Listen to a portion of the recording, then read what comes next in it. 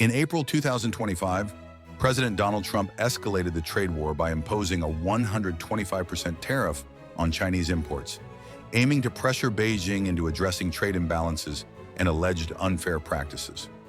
This aggressive move sent shockwaves through global markets, intensifying economic tensions between the world's two largest economies.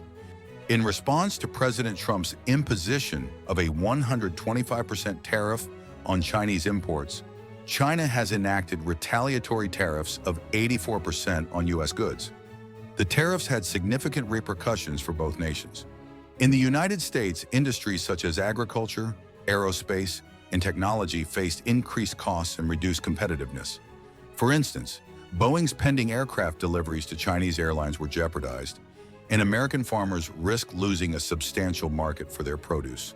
Conversely, China experienced a slowdown in exports and manufacturing, leading to concerns about economic growth. Analysts predicted that the heightened tariffs could reduce China's GDP by up to 2% points. In response, Beijing accelerated its Made in China 2025 initiative, investing heavily in domestic industries like technology and agriculture to reduce reliance on foreign imports. This strategic push aimed to bolster self-sufficiency and mitigate the impact of external economic pressures. China also employed currency devaluation as a countermeasure, allowing her currency to weaken and making Chinese exports more competitively priced internationally.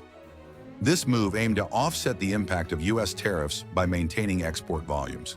To counter China's currency devaluation, the U.S. could consider coordinated interventions with international financial institutions to stabilize currency markets, implement policies to enhance domestic manufacturing, competitiveness, and negotiate agreements addressing currency practices directly. China expanded its Belt and Road Initiative, strengthening economic ties across Asia, Africa, and Europe. By investing in global infrastructure and forming new trade partnerships, China aimed to diversify its economic engagements and reduce dependence on the U.S. market. Facing restrictions on technology imports, China invested heavily in developing its semiconductor industry, artificial intelligence, and 5G networks.